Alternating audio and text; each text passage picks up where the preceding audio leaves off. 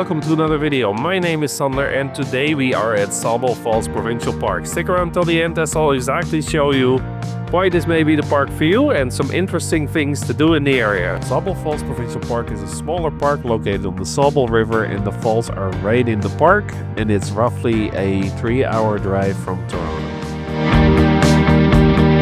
When it comes to kayak canoeing and stand-up paddleboarding, you can either launch it from here, down the falls or up the falls. If you don't have any, you can rent them here. When it comes to your bikes, you can definitely bring them, even though it's a very small park and you don't really need them. You can walk everywhere, but if you prefer having a bike, it is a little bit hilly, so that's another thing to keep in mind. The park is relatively close to Sauble Beach, so it's about a 5-kilometer bike ride if you bring your bike, so another reason why you want to bring your bikes. Sauble Beach is the second largest freshwater beach in the world, so recommend it when you're here, since there is really nowhere to swim here. When it comes to your cell service here at the park, it's excellent. There's a cell tower nearby, so if you want to work from the campground, make some Zoom or Teams calls, you 100% can do that here.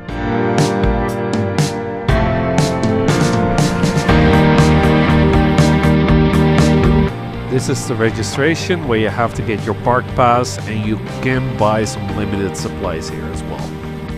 So the dump spot here is an interesting setup because you pretty much have to go by the fresh water, which there's two by the way. They're potable water and they have a threaded hose, with only one dump spot. So if you have a larger trailer, you'll be blocking the road. So very, very interesting setup. Now the good news is it does have a threaded hose, so if you do want to do a black water tank flush, you can certainly do so.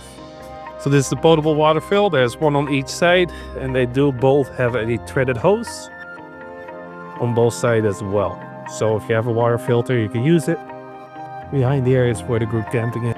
So there's two campgrounds, the west, which is where we are on site 31, and then the east as well. From an activity perspective, you have this, I have no idea what it's called, but the ball in the post where you can just smack it around. You have your horseshoe pits. So if that's what you enjoy, you can do that here. You have volleyball. Nice little sandy area. A nice picnic shelter for a rainy day, or if you just want to hang out with your family or friends and don't want to be in the rain or sun for that matter. It's a nice playground for the little ones.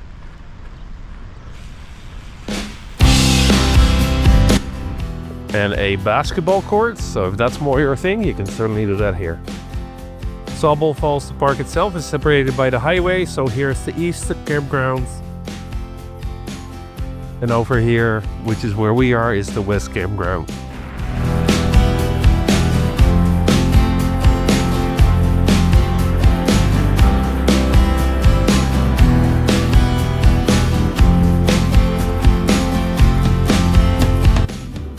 This is our site, site 31 in the west campground. It's not a very big site. It's pretty shallow, even though it is technically up to the post there.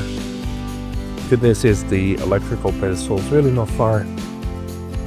There's only a ton of extension cord, but overall, pretty small site. Definitely wouldn't recommend this with a trailer bigger than ours. Fire pit is right here. And there is a trail behind the campground.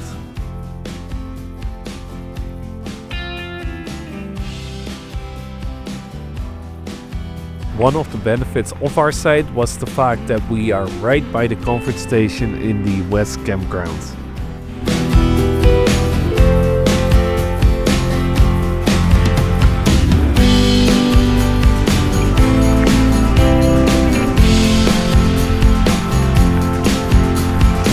It's where the main garbage is, and as you can see, it's overflowing.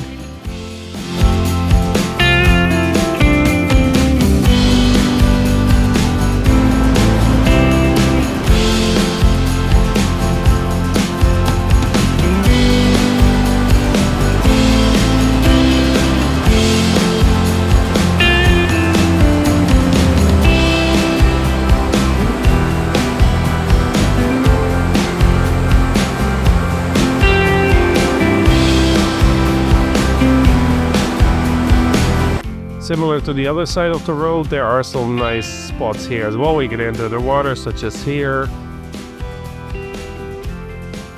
There are picnic tables, so you can just hang out by the falls here.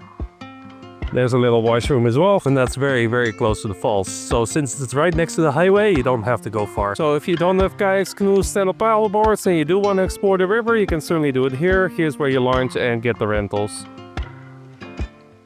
Now, of course, you don't go down the waterfall, you go up the river. Otherwise, it's going to be quite the experience for you. Flashback.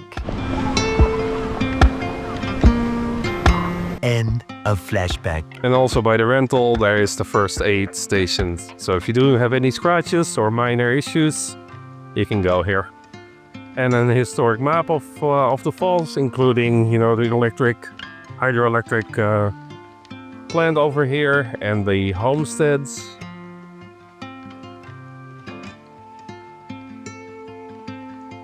The school, the post office, general store, homes, and the boarding homes. Lots of signs to learn about the area and the falls itself.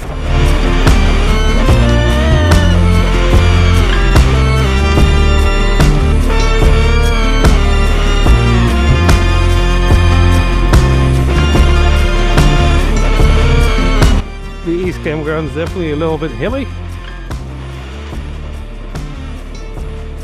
And over here is the one trail in the park. The Sawbill Trail. And they do have some guides, which is nice. So this is the trail itself. And all the stops. And no bikes on this trail here. Conversation with showers on the East Campground.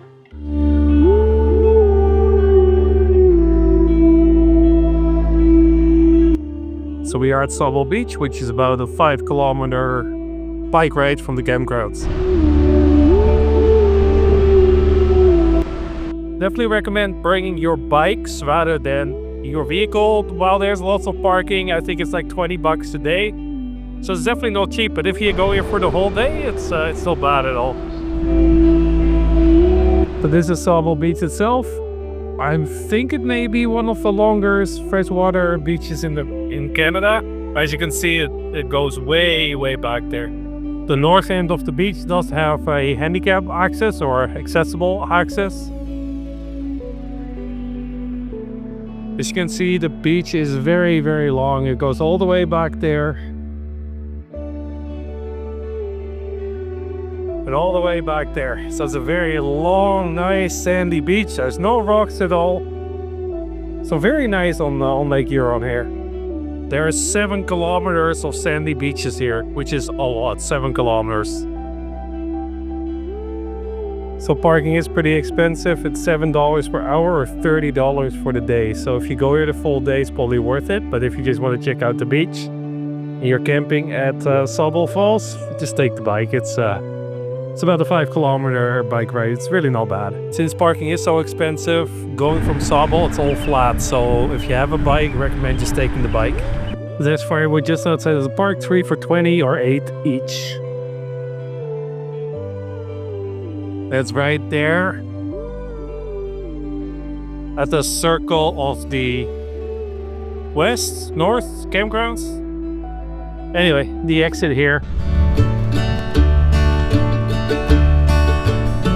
With a short drive to Wiarton, which is of course famous because of the groundhog, and we are at the park here, so let's check it out. So this is the stage that they use on Groundhog Day.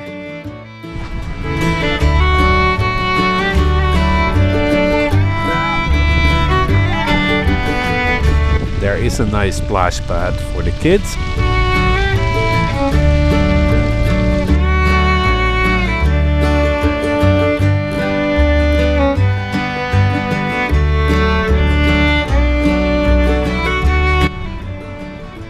We were unable to find the groundhog that day. It's at a nice playground and beach area as well. So it's a very nice park to spend several hours or the day at. About 20 minutes from the park is Bruce Cave, so we parked here. This is the lower parking lot. There's an upper and a lower parking lot. The lower parking lot cuts out like 20-minute hike. The parking spots itself, it's pretty tight. It is $11 including tax. But yeah, let's go check it out.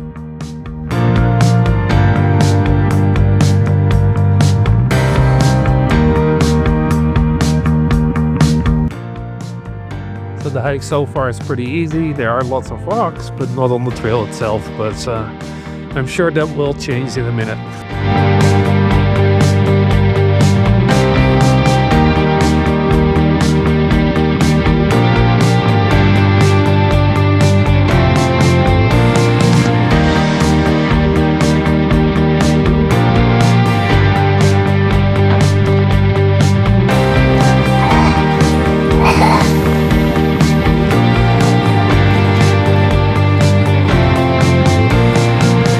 This is the Bruce Caves. It's a very short walk from the lower parking lot. And it's kind of neat. So over there you can cut through to the other side. So this under over there, one up, down, and this go to Yes, let me go and move in you. Well, it's very slippery, so we'll just wait 2 seconds. So there's this opening here. And it's very slippery here. Oh, okay. All the rock. So this opening behind me is actually pretty cool, but it is very, very slippery. So if you do this, you know, just take it easy. So yeah, definitely a unique and cool experience. So if you are camping at Sauble, definitely recommend it.